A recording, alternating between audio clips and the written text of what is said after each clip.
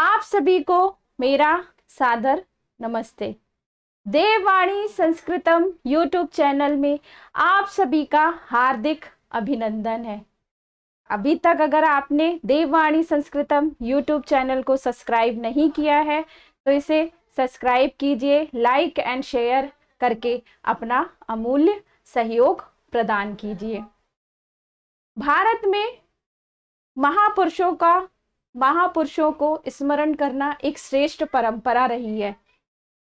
इसी श्रेष्ठ परंपरा को आगे बढ़ाते हुए देववाणी संस्कृतम यूट्यूब चैनल के द्वारा महापुरुषों के जीवन चरित्र की एक सीरीज स्टार्ट की गई है।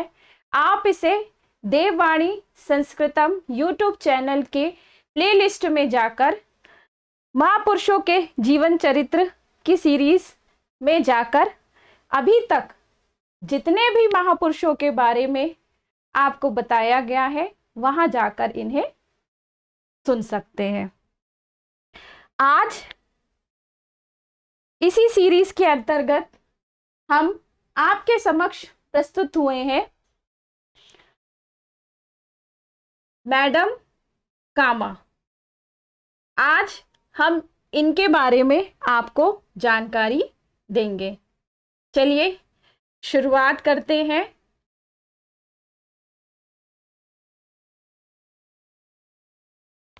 मैडम कामा भारत की पावन धरा पर प्राचीन काल से महान साधु संत विचारक समाज सेवक व देश प्रेमी आत्माएं अवतरित हुई हैं। उन्होंने विभिन्न क्षेत्रों में अभूतपूर्व कृत्यों द्वारा जन समाज का मार्गदर्शन किया। जब भारत दमनकारी अंग्रेजी शासन की दासता से प्रताड़ित था, तब असंख्य क्रांतिवीरों व देश प्रेमियों ने भारत की स्वतंत्रता हेतु अपने जीवन का बलिदान दिया। ऐसी ही एक महान वीरांगना व स्वतंत्रता सेनानी थी मैडम भीकाजी कामा। देखिए, मैडम कामा के नाम से जानी गई है। इनका पूरा नाम है मैडम भीकाजी कामा। जन्म व आरंभिक जीवन। मुंबई के प्रसिद्ध पारसी व्यवसायी सोहराब जी फ्रॉम जी पटेल के घर 24 सितंबर 1861 को एक कन्या का जन्म हुआ जिसका नाम भीकाजी रखा गया। यही कन्या आगे चलकर मैडम भीकाजी कामा के नाम से प्रसिद्ध हुई। भीकाजी को घर में सभी मुन्नी बुलाते थे। उसके 9 भाई बहन थे। वह स्वभाव से बहुत परिश्रमी, बहुत बुद्धिमान व मेधावी थी। उसकी प्रारंभिक शिक्षा अलेक्जेंड्रा फारसी कन्या स्कूल में हुई। वह पढ़ाई में अपने सभी भाई बहनों से बहुत आगे थी। लिखने पढ़ने के अतिरिक्त वह वाद विवाद प्रतियोगिता में भी भाग लेती थी और सदा प्रथम स्थान लेकर आती थी। बचपन में ही उसने कई भाषाओं का ज्ञान प्राप्त कर लिया था।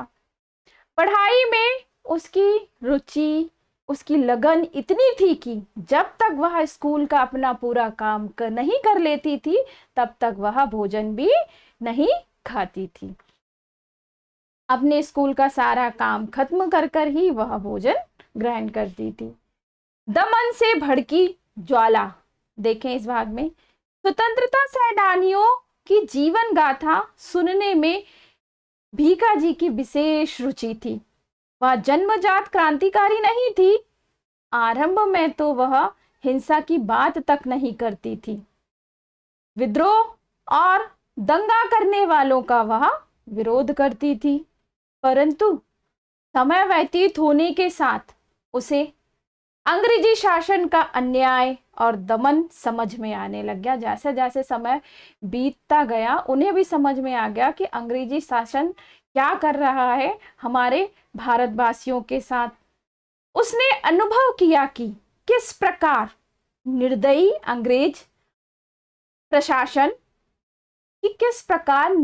अंग्रेज प्रशासन बर्बरतापूर्वक देशवासियों को अमानवीय रूप से यातनाएं दे रहा है, उनका शोषण, उनका दमन कर रहा है। धीरे धीरे वह प्रतिरोध की जो चिंगारी थी वह ज्वाला बन गई। मैडम कामा क्रांति की वह जननी थी जो विदेश की भूमि पर रहते हुए भी अंग्रेजों से असहयोग करने के लिए भारतीयों को प्रेरित करती रही। शहीदों, क्रांतिकारियों के प्रति उसमें अगाध श्रद्धा थी। पराधीन भारत में रह गए लोगों के प्रति उसे विशेष लगाव था। अंग्रेजों द्वारा उन पर होने वाले अत्याचारों से वह बहुत दुखी तथा क्षुब्ध थी। धीरे धीरे अंग्रेजों के प्रति उसे घृणा होने लगी। उसके मन में क्रांतिकारी विचार जन्म लेने लगे। विवाह, इस भाग में देखें, भीकाजी के पिता को चिंता होने लगी कि कहीं देशभक्ति से परिपूर्ण वह लड़की क्रांतिकारी बनकर परिवार के लिए कहीं कोई मुसीबत ना खड़ी कर दे। इसलिए उन्होंने उसका विवाह कर उसके जीवन की दिशा मोड़ने का निश्चय किया। उन्होंने सोचा कि अगर इसके मन में ऐसे विचार हैं और ये आगे चलकर परिवार के लिए कहीं कोई बड़ी मुसीबत ना बन जाए, तो उन्होंने उसका विवाह करने के लिए सोचा कि अगर विवाह हो जाता है तो हो सकता है उसके जीवन की दिशा परिवर्तित हो जाएगी। उन्होंने 3 अगस्त 1885 को उसका विवाह बड़ी धूमधाम से बंबई के प्रसिद्ध वकील रुस्तम जी कामा के साथ कर दिया, यह सोचकर कि समृद्ध परिवार में सुखमय जीवन से उसकी क्रांतिकारी सोच में कुछ परिवर्तन आ जाएगा। रुस्तम कामा एक सुंदर, आकर्षक नवयुवक था। भीकाजी का व्यक्तित्व भी बहुत आकर्षक एवं सौंदर्यपूर्ण था। दाम्पत्य जीवन चुनौतीपूर्ण, इस भाग में देखें, विवाह के पश्चात भीकाजी व रुस्तम का जीवन कुछ समय तक तो ठीक ठाक बीता, अच्छा खासा चलता रहा, परंतु धीरे धीरे उनमें गतिरोध आने लगा। उनके पति वकील रुस्तम कामा पूर्णतया भिन्न विचार व स्वभाव वाले व्यक्ति थे। उनकी अंग्रेजी शासन के प्रति गहरी आस्था थी व उनके विरुद्ध वह कुछ भी सुनना नहीं चाहते थे, जबकि भीकाजी इसके विपरीत देश प्रेम व स्वाभिमान से परिपूर्ण थी। वह अंग्रेजों के दमनकारी शासन की कट्टर विरोधी थी। इस प्रकार पति पत्नी के विचार व दृष्टिकोण बिल्कुल विपरीत थे। एक था अंग्रेजों का कट्टर समर्थक व दूसरा घोर विरोधी और आलोचक। श्रीमती कामा अब उन सभी गतिविधियों में भाग लेने लगी जो भारत में अंग्रेजी शासन को उखाड़ फेंकने के लिए चल रही थी। उनके पति रुस्तम कामा ने उन्हें चेतावनी देते हुए कहा कि वह अंग्रेजी सत्ता के विरुद्ध गतिविधियों में भाग लेना बंद कर दे। परंतु श्रीमती कामा एक निर्भीक देशभक्त थी। वे इस प्रकार की चेतावनी से विचलित होने वाली महिला नहीं थी। दोनों में दूरियां बढ़ने लगी। घर में ही युद्ध जैसे वातावरण का निर्माण हो गया। एक ही घर में बिल्कुल विपरीत वैचारिक आदर्श थे। एक अंग्रेजों का समर्थक था, एक देश प्रेमी। जन सेवा की प्रबल प्रवृत्ति, इस भाग में देखें, उन्हीं दिनों मुंबई में प्लेग की भयंकर बीमारी फैल गई। बड़ी संख्या में लोग मरने लगे। साधारण जन समाज की देखभाल करने वाला कोई भी नहीं था। श्रीमती कामा ने इसे चुनौतीपूर्ण कार्य को अपने हाथ में ले लिया। जब कोई नहीं था तो श्रीमती कामा ने इस कार्य को अपने हाथ में लिया। तब प्लेग जैसी बीमारी का इलाज अभी तक उसका कोई भी आविष्कार नहीं हुआ था, मतलब इसका कोई इलाज जब तक उस समय नहीं आया हुआ था। वह अपनी जान की परवाह ना करते हुए एक नर्स की भांति दिन रात रोगियों की सेवा व देखभाल में लग गई। वह सहानुभूति पूर्वक उनके साथ बैठकर उनकी दवा व उपचार करती, उन्हें सांत्वना व धैर्य बंधाती थी। असंख्य लोगों को उन्होंने साहसी व सक्षम बनने की प्रेरणा दी। उनके मार्ग दर्शन में एक निश्चित संदेश होता था, मतलब वह उनको जो लोगों को बताती थी, उनका मार्गदर्शन में एक निश्चित संदेश होता था कि यह जीवन व्यर्थ नहीं जाने दो। उनका संदेश क्या होता था कि अपना जीवन मत बेकार करो, परंतु इसे अपने देश को समर्पित करो। व्यर्थ जाने से तो अच्छा है कि हम अपने जीवन को किसके लिए समर्पित कर दें, अपने देश के लिए समर्पित कर दें।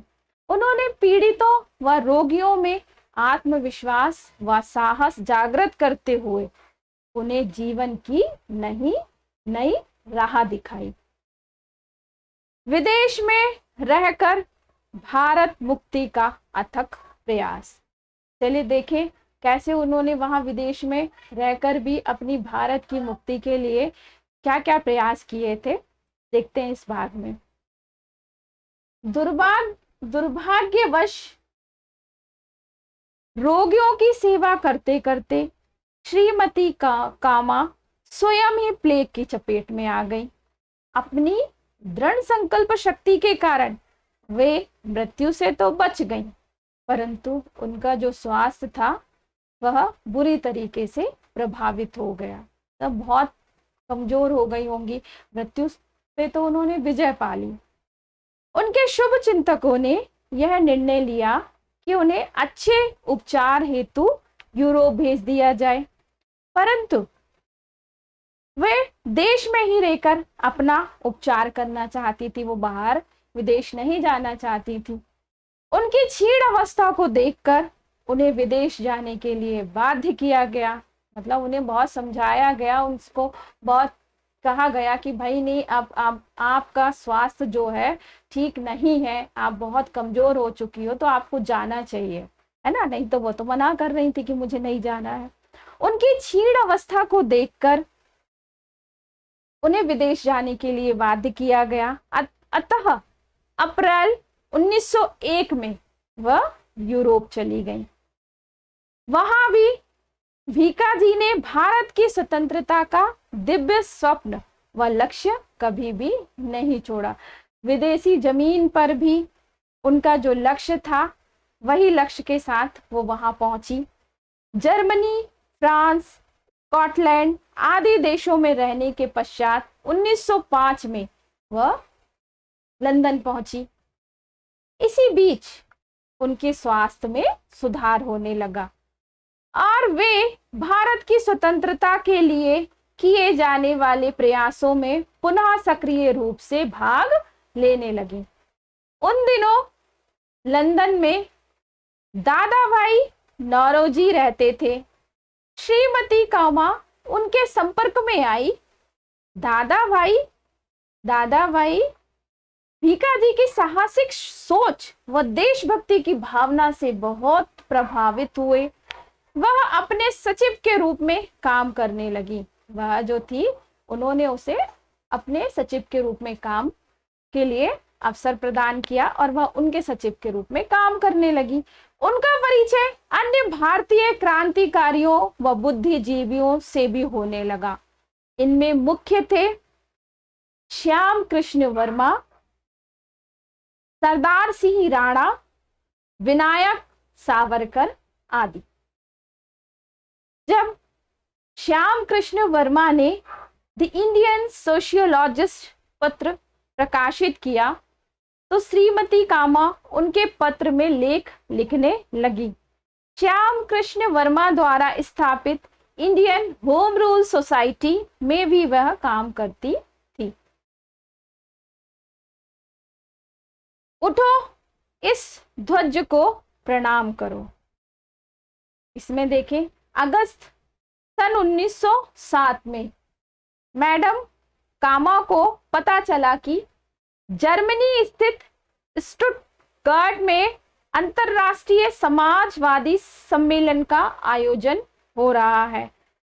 पराधीन भारत की दुखद स्थिति का विश्व जनमत के सम्मुख पर्दाफाश करने का यह सुनहरा अवसर था।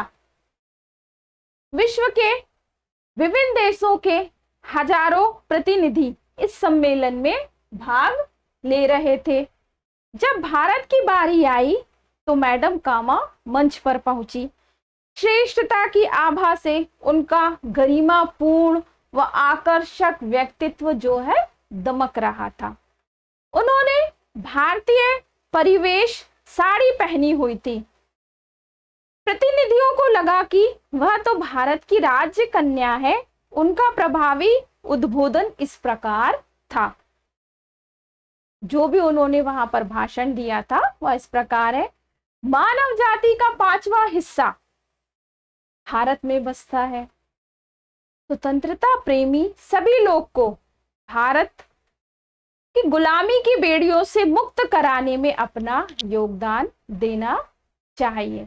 उन्होंने ये कहा कि जितने भी सभी लोग हैं जो स्वतंत्रता प्रेमी हैं, उन्हें क्या करना चाहिए? भारत को गुलामी की बेड़ियों से आजाद कराने के लिए अपना योगदान देना चाहिए। सम्मेलन में बहुत दृढ़ता पूर्वक उन्होंने अपना पक्ष प्रस्ताव रखा।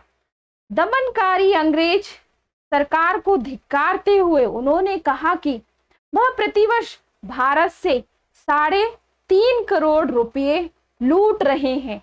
उन्होंने स्पष्ट किया कि भारतीय अर्थव्यवस्था तथा जनजीवन अंग्रेज साम्राज्यवादियों द्वारा किए जा रहे शोषण के कारण निरंतर बिगड़ती जा रही है। भाषण के अंत में भारतीय झंडा फहराते हुए उन्होंने कहा, यह ध्वज भारतीय स्वतंत्रता का प्रतीक है।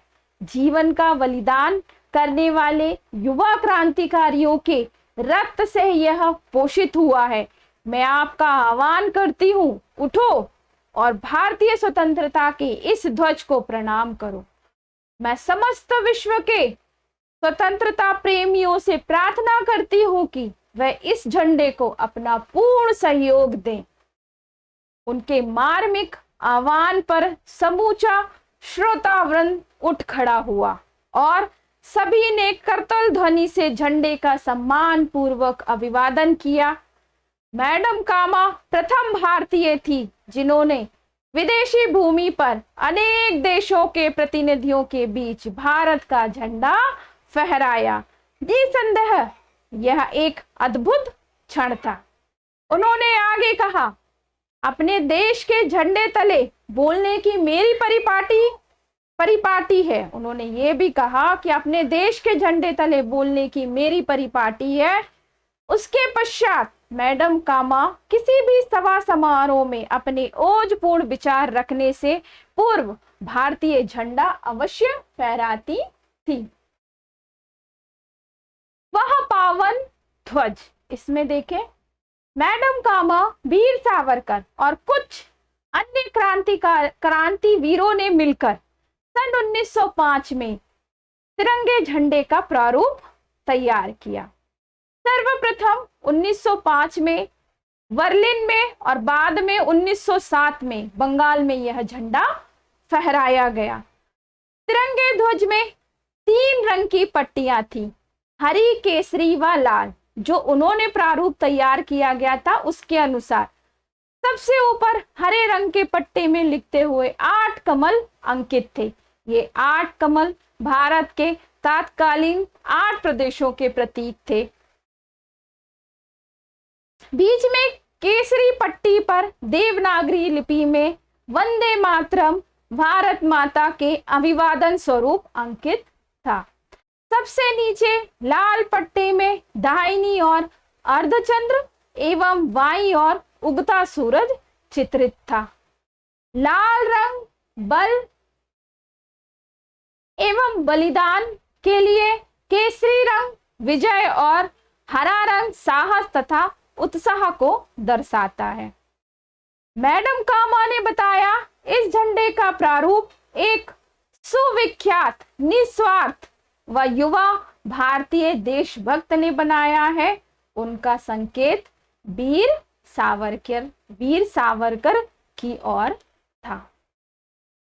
चलिए इस भाग को यहीं पर विराम देते हुए हम मिलेंगे आपसे महापुरुषों के जीवन चरित्र मैडम कामा जी के भाग 2 के साथ, जिसमें भाग 2 की शुरुआत हम करेंगे अमेरिका में। यहां से हम भाग 2 की शुरुआत करेंगे। चलिए आप सभी से विदा लेते हुए आप सभी का बहुत बहुत धन्यवाद। आप सभी को मेरा सादर नमस्ते। हंसते रहिए, मुस्कुराते रहिए और आप सभी अपना ध्यान रखिए।